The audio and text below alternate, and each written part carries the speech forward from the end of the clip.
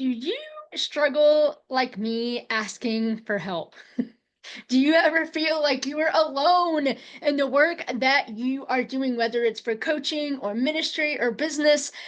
If you said yes, you are in the right place. Welcome to the Radical Care for Christian Counselors podcast. My name is Bethany Boring, and if you are a mental health professional, a pastoral care leader, someone who really enjoys engaging and pouring out into the lives of other people, but sometimes you get overwhelmed and isolated in what you're doing, and you're really looking for a community who sees you and understands you, and a place where you can learn to launch groups of your own so you're not doing it by yourself. Well, friend, you found the right place. This is the Radical Care for Christian Counselors podcast, where we discuss everything involved with communication and connection and counseling skills and coaching skills and communication skills and just so many other ways to connect people with other people. And today, we're right in the middle of one of my favorite series. Actually, it's all about what I wish I would have known before I started out in this journey of coaching and mental health work and pastoral care leadership work and this groups that I do here with Step Out and Thrive. And so today, as you can tell, we're talking about how do you ask for help? And I'm going to tell a little bit about my story and a really cool project that came up that's going to be launching here fairly soon. So you can find the details underneath this video or in the podcast section. And I'd love to have you in that upcoming opportunity. So now that you're curious, here's my story for the day. I, as early as I can remember in my life, always had this hidden belief that I needed to do everything I could by myself. Many of y'all know that I have charge syndrome, which is various different physical challenges. I have vision loss, I have hearing loss, I have a short right arm, I have a pacemaker, I have balance issues, I have all these things, and I love to skydive, and I like to play basketball, and I do occasionally play football with my boys, and I like to travel. I pretty much do everything I can, like normal, and that's because ever since I was younger, I had this idea that was put in my head as I experienced life that people would not take me seriously unless I could do at what they were doing or above. A great example of this is learning how to do a soccer throw in. You guys, in order to do a soccer throw in, you have to have both hands behind your head when you do it. I can't even do it right now. Like my arm's gotten pretty good, but it was hard because what I had to learn how to do at a young age, and I was in elementary school, mind you, when this happened. I had to learn how to grip the ball with both my hands, and I had to take the ball and I had to learn how to hold on to it with my right hand in such a way that it could go behind my head, and I had to duck my head just a little bit enough to throw it.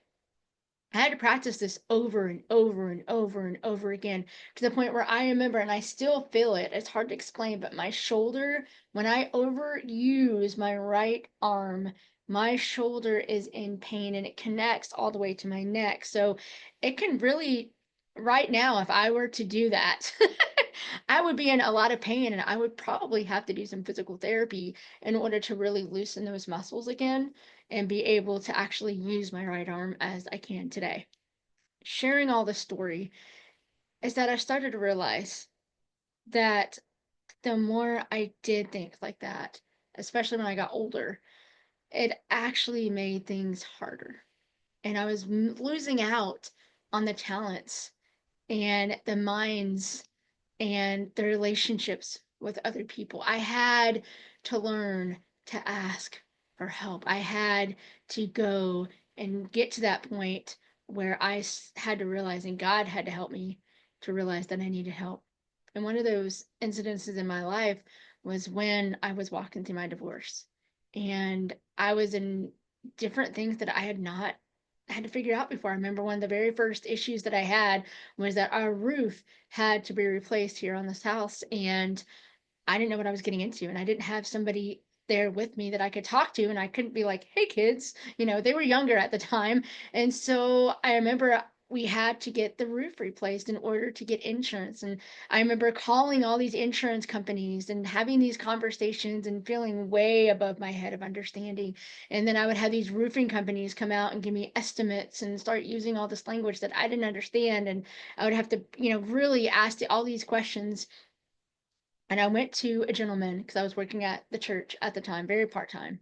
I don't even know if I was working there yet. I think I might have been volunteering for a little bit at the church at the time.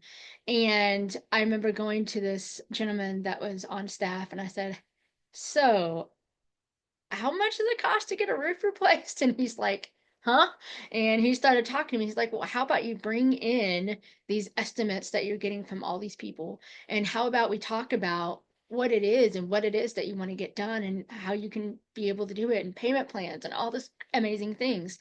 And I thought, okay, I need to be able to do this. And he was a safe place for me to come. And he had that knowledge of replacing roofs. He had knowledge of insurance companies. He had knowledge of what it took and processes. He was amazing in that place to be able to do that. And you all, I couldn't have done that by myself.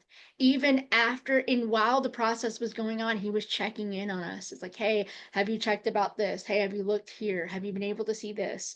And he gave me things to look at and process. Why am I telling you this story?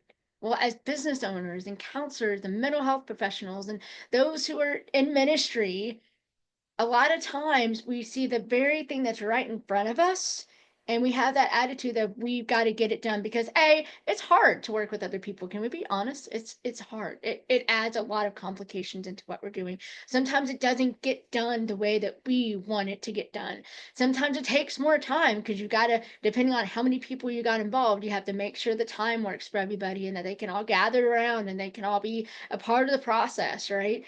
It can be messy. It may not work out at all the way you thought it could do, right? Or be. But can we talk about the long term and where this can get us if we can learn how to delegate in a solo entrepreneur business that I'm in, because it is a business, it's also a ministry. I have two different ways of delegating and two different opportunities to have people come alongside.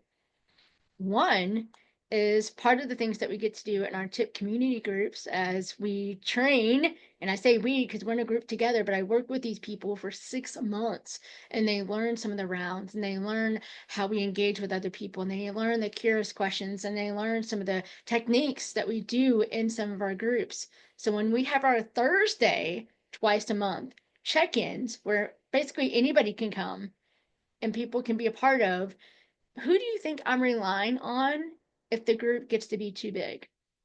I can't do that all myself.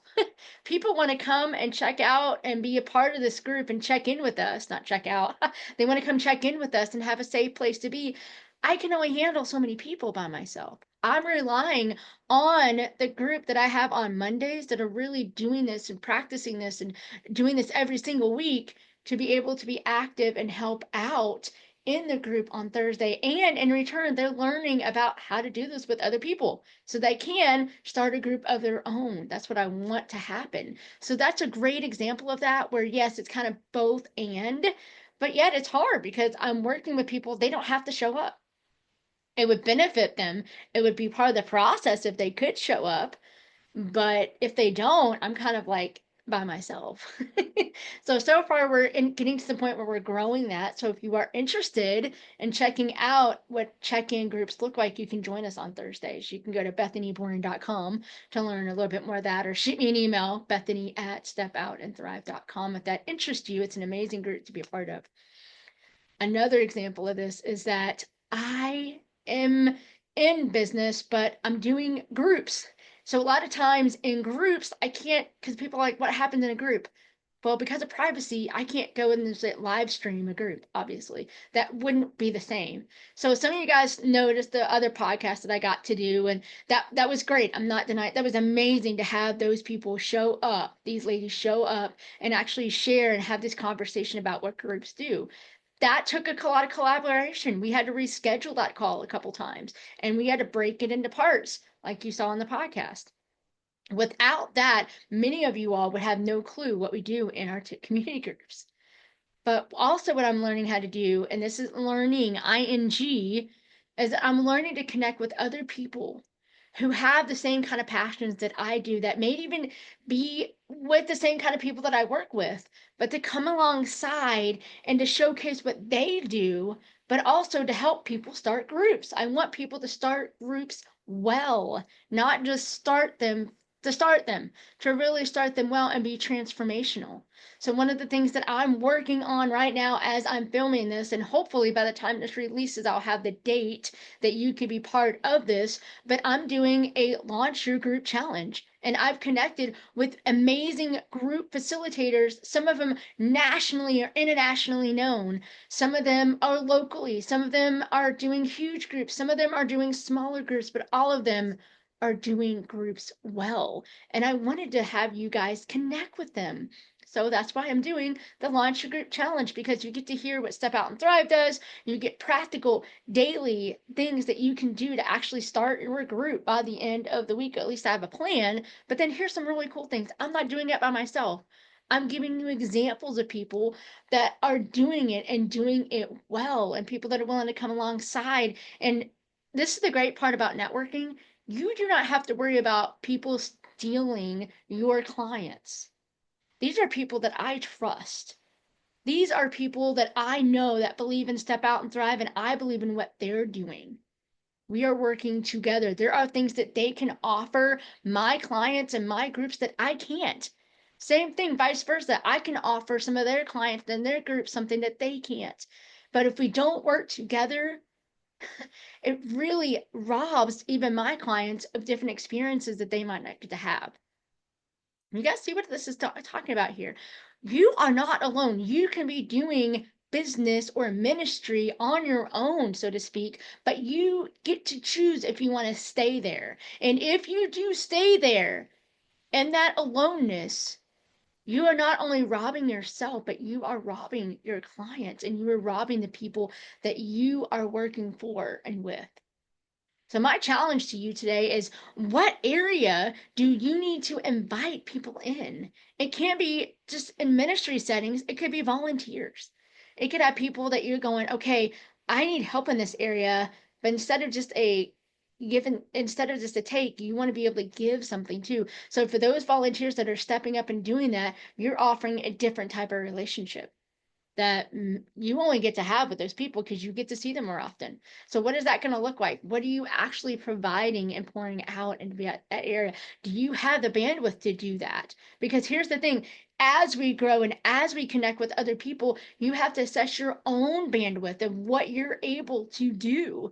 That's another thing, is when I recorded this launch that's going to be happening, when I recorded a lot of these interviews and stuff, God basically told me, Bethany, you don't have the bandwidth to release it when I did. I did a lot of these recordings back in 2024.